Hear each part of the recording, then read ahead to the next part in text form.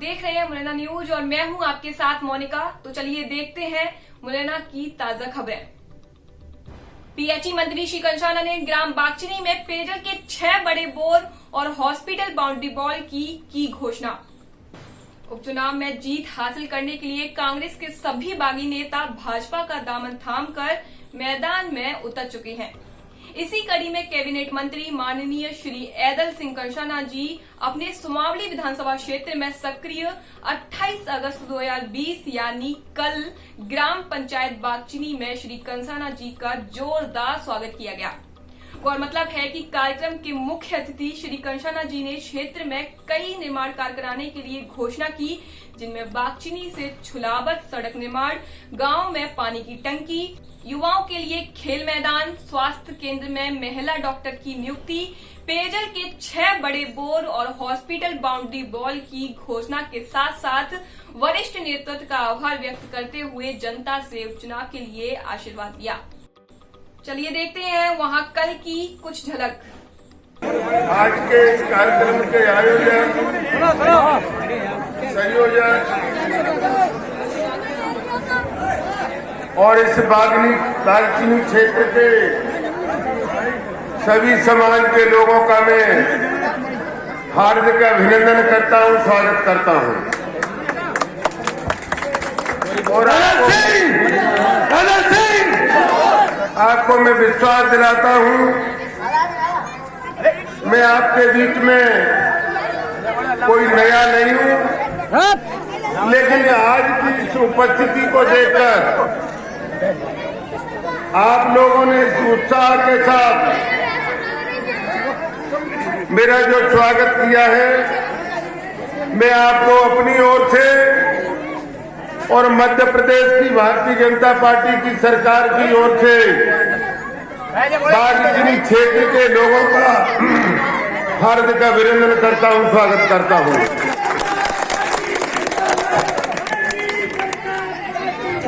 भाइयों, मुझे मालूम है कि क्षेत्र में जितना विकास कार्य होना चाहिए बिल्कुल नहीं हो पाया। मैं स्वीकार करता हूं इस बात को।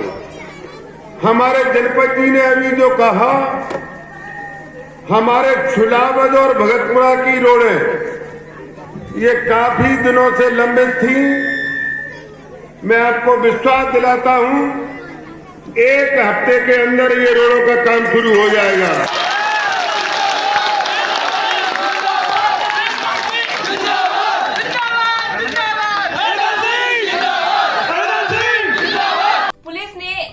दिखाई सक्रियता की चंद घंटों में पकड़े गए बदमाशों ने फोन कर बुलाए गए उत्तर प्रदेश के भूसा व्यापारी से गुरुवार शाम 7:30 बजे शुगर फैक्ट्री के पास लाठी, डंडे और कट्टे की दम पर 40,000 रुपए, वोटर कार्ड, पैन कार्ड और आधार कार्ड लूट लिए। कैलाश पुलिस ने भूसा व्यापारी विष्णु प्रजापति निवासी जगदीशपुर, जिला आगरा, उत्तर प्रदेश की रिपोर्ट पर आरोपी अर्जुन सिकरवार निवासी कैलारस, धीरेन्द्र सिकरवार निवासी कैलारस और बागचनी निवासी लाखन परिहार उर्फ रब्बो के खिलाफ भारतीय दंड संहिता की धारा 394, 34 और डकैत अधिनियम की धारा 11 और 13 के तहत मामला दर्ज कर विवेचना में लिया। शैक्षणिक व्यवस्था के नाम पर शिक्षा के स्थायी ढांचे को तोड़ने का प्रयास। दूर दराज के इलाकों में प्राथमिक और माध्यमिक विद्यालयों की पहले से कमी है। पिछड़े इलाकों में स्कूलों के फैलाव की जरूरत है। स्कूलों के समायोजन की योजना के बाद नजदीक के प्राथमिक और माध्यमिक स्कूलों में ताला लटक जाएगा। सरकार की ये योजना बेहतर शैक्षणिक व्यवस्था के नाम पर शिक्षा के ढांचे को तोड़ने का प्रयास है। ये बात शुक्रवार को मध्य प्रदेश शिक्षक संघ की बैठक में संगठन के जिला अध्यक्ष नरेश सिंह सिकरवार कह रहे थे। सिकरवार ने कहा कि प्रदेश सरकार द्वारा पुरानी योजनाओं की नाकामी छुपाने के लिए नवाचार किया जा रहा है, क्योंकि करोड़ों रुपए खर्च करने के बाद भी शिक्षा में सुधार नहीं होने से अधिकारी स्कूलों को बंद करने की तैयारी में है।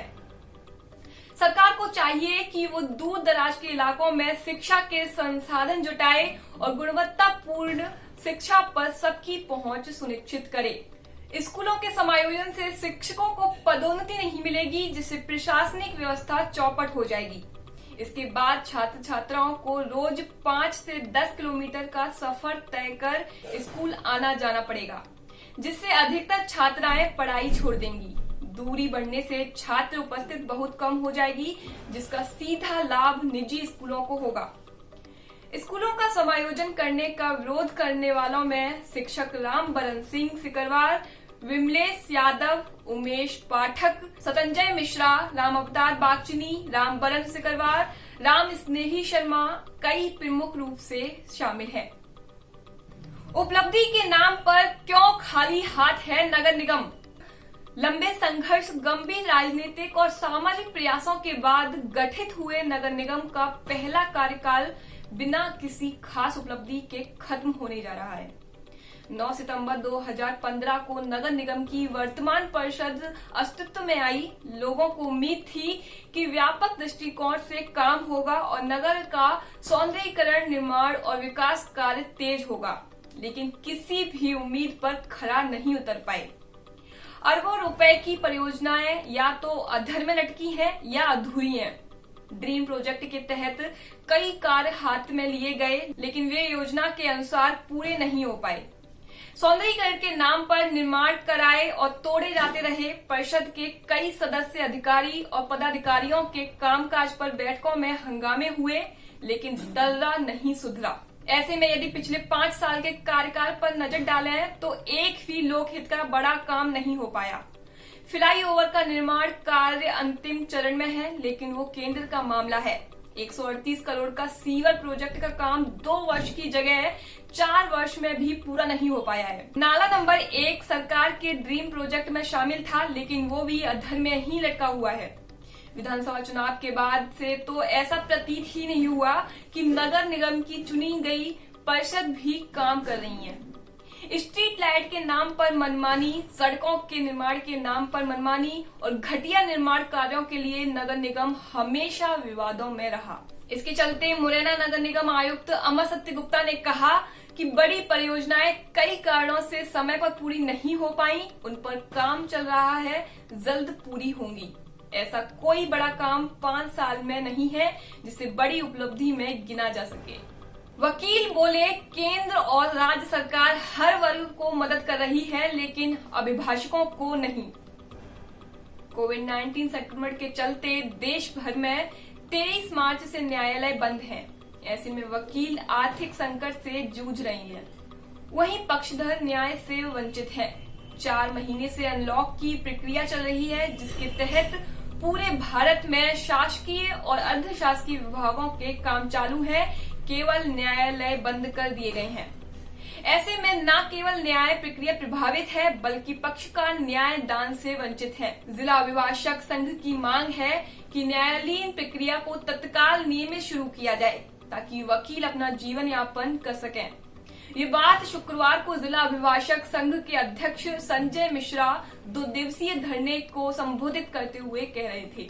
कोरोना काल में अधिवक्ताओं के हितों का ध्यान नहीं रखती प्रदेश और केंद्र सरकार। धरना को संबोधित करते हुए जिला अभिभावक संघ के सचिव धर्मेंद्र जैन ने कहा कि कोरोना संकट में केंद्र और प्रदेश सरकार हर वर्ग को आर्थिक मदद कर रही है, लेकिन अधिवक्ता ऐसा वर्ग है जिसकी आर्थिक मदद करने के लिए केंद्र और प्रदेश सरकार ने कोई योजना तैयार नहीं की है। वकीलों की मांग है कि कोरोना काल में लागू लॉकडाउन की अवधि यानी 5 महीने के उनके बिजली बिल माफ किए जाएं। आर्थिक तंगी के चलते 5 वकील कर चुके हैं आत्महत्या। धरना प्रदर्शन के दौरान एडवोकेट ममता सिकरवार ने बताया कि देश भर में 22 लाख अधिवक्ता न्यायालयीन प्रक्रिया बंद होने से न केवल आर्थिक संकट से जूझ रहे हैं, बल्कि इनमें अब तक 5 वकील आत्महत्या करने जैसा कदम उठा चुके हैं। जिला अभिभावक संघ में वर्तमान में 550 वकील कार्यरत हैं, जो कोरोना संकट के कारण आर्थिक परेशानी का सामना कर रहे हैं। उधर न्यायालयीन प्रक्रिया बंद रहने से जिले भर के पक्षकार न्याय दान से वंचित है। धरना प्रदर्शन को एडवोकेट जाफर वैग, वालशिवा तोमर, सतीश शर्मा, हरिशंकर शर्मा, संतोष शर्मा, राम हेत पिप्पल, आदि ने संबोधित किया। अभिभाषक और पक्षकार परेशान, न्यायालय बंद होने से नियमित आपराधिक और सिविल प्रकरणों की नहीं हो रही सुनवाई, क्षतिपूर्ति याचिका और पारिवारिक न्यायालय पूरी तरह से बंद हैं। कोरोना काल में केवल वीडियो कॉन्फ्रेंसिंग के जरिए जमानत आवेदनों की सुनवाई की जा रही है, जिससे एक दिन में होने वाला काम 8 से 10 दिन में पूरा हो रहा है, जिससे अभिभाषक और पक्षकार दोनों परेशान हैं। आईजी बोले, बॉर्डर पर निगरानी बढ़ाएं, बदमाशों की धरपकड़ करें। आगामी उपचुनाव में शांति कायम रहे, इसके लिए चंबल नदी से जुड़े राजस्थान और मध्य प्रदेश बॉर्डर पर निगरानी बढ़ाएं, ताकि बदमाशों की धरपकड़ की जा सके। साथ ही फरारी बदमाश वारंटियों को पकड़कर जेल भेजा जाए, इससे अपराधों के नियंत्रण में भी सहूलियत रहेगी। ये निर्देश चंबल रेंज के आईजी मनोज शर्मा ने जिले के 4 पुलिस थानों के औचक निरीक्षण के दौरान कही। इस मौके पर उनके साथ एसपी अनुराग सुजानिया भी मौजूद रहे। आईजी श्री शर्मा ने सबसे पहले शहर के स्टेशन रोड थाने का निरीक्षण किया। इसके बाद थाना डिमनी, थाना अंबा और थाना पोरसा में जाकर वहां क्राइम कंट्रोल के हालात जाने। साथ ही सभी थाना प्रभारियों से कहा कि बदमाशों की धरपकड़ में कोई लापरवाही बरती तो संबंधित के खिलाफ कठोर कार्रवाई की जाएगी। कायाकल्प में जिला अस्पताल को सिर्फ 47% अंक, क्योंकि ओपीडी से डॉक्टर, पलंग से चादर और वार्डों से वार्ड बॉय गायब। कायाकल्प यानी अलग अलग सेक्टर में बेहतर परफॉर्म करने वाले जिला अस्पतालों की रैंकिंग।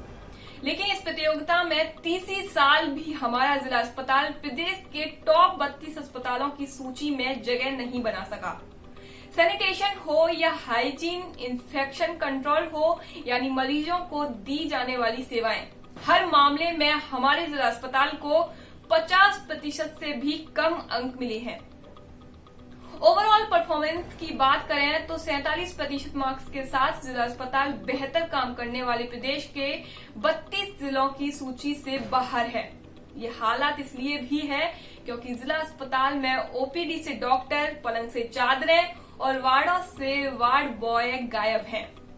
ऐसे में मरीजों को मिलने वाली सुविधाओं सहित अन्य सेवाओं के मामले में भी हमारा परफॉर्मेंस कमजोर रहा है। इस पर जिला अस्पताल आरएमओ डॉक्टर सीएस तोमर ने कहा कि हमारे यहाँ अभी तक पुरानी बिल्डिंग में निर्माण कार्य चल रहा था, इसका भी असर कायाकल्प अभियान की मार्किंग पर पड़ा। साफ सफाई और हॉस्पिटल अपकीप में हमें जरूरत से कम नंबर मिले, जबकि हमारे यहाँ हालात इतने खराब नहीं हैं। हम नए सिरे से पूरी प्लानिंग कर रहे हैं। आज के लिए बस इतना ही। कल हम फिर मिलेंगे नई खबरों के साथ। नमस्कार।